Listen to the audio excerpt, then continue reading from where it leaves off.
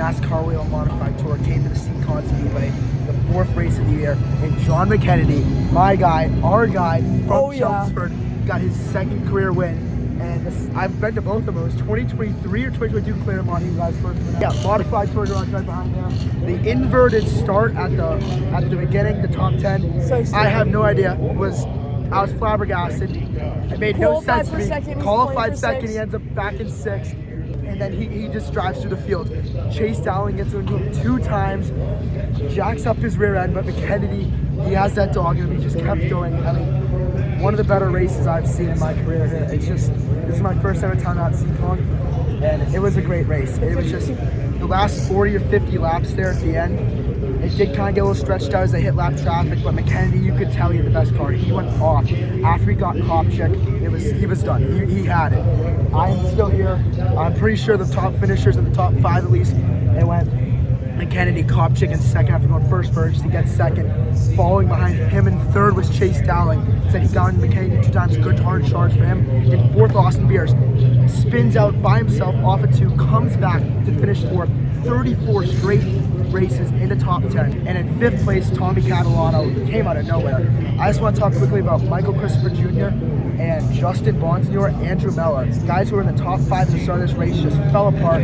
I have zero idea how, but this was just an amazing race. The first 100 laps of this race, granted in person, out of turn 2, one of the better races I've ever watched in my life. I couldn't believe it. It was amazing.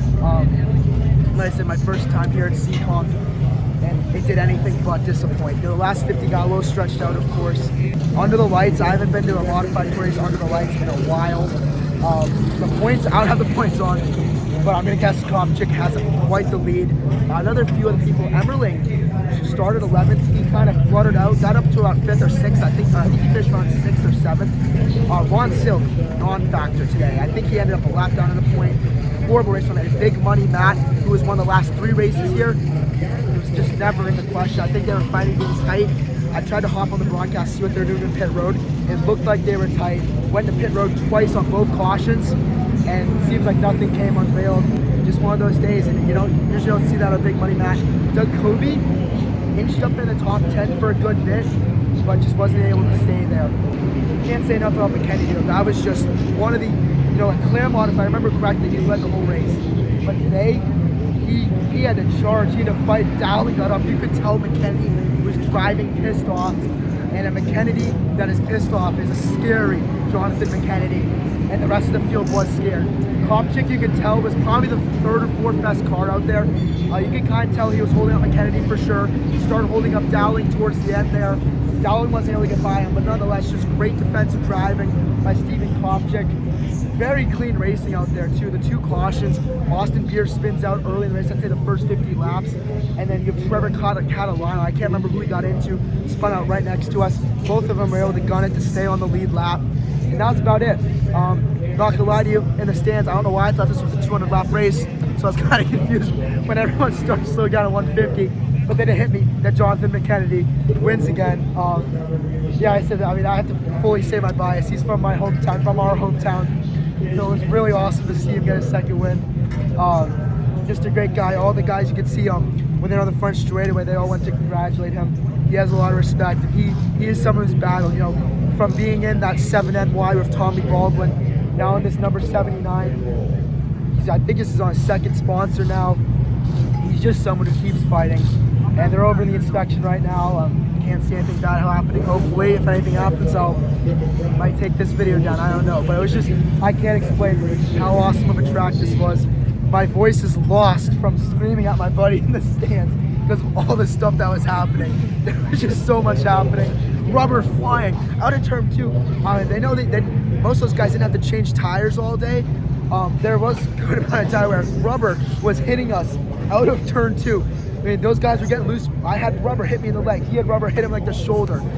It was just crazy. It was and under the lights. Under the lights here. I said I've never been here, and it was quite the experience.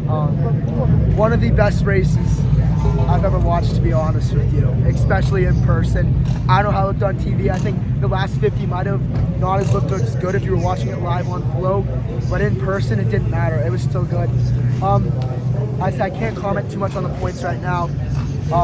I'd give it an 8 out of 10. Just because the last 50 kind of got strung out, I'd give it an 8 out of 10. Before that, it was a 10 out of 10. Just a little iffy there at the end. It was just strung up. It's what's gonna happen. It's a hard track to pass.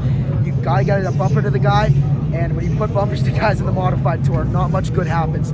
I don't know if TV showed it, but Steven Kopchik's left rear, lots of damage. I think it was from Justin Bonson, who around lap 20 got into him coming out of turn 4 pretty good. I saw a lot of sparks.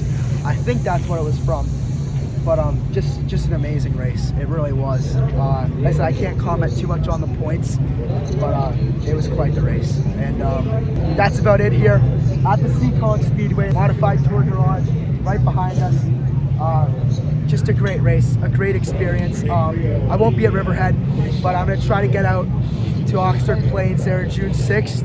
And until then, sorry for the shortened episode. I'm just on like a runner's high right now. It was such a great race, and it really was an amazing race. That's what it. Thank you for watching. Hope you enjoyed the race. Hope you enjoyed the video. And until Riverhead, have a great night.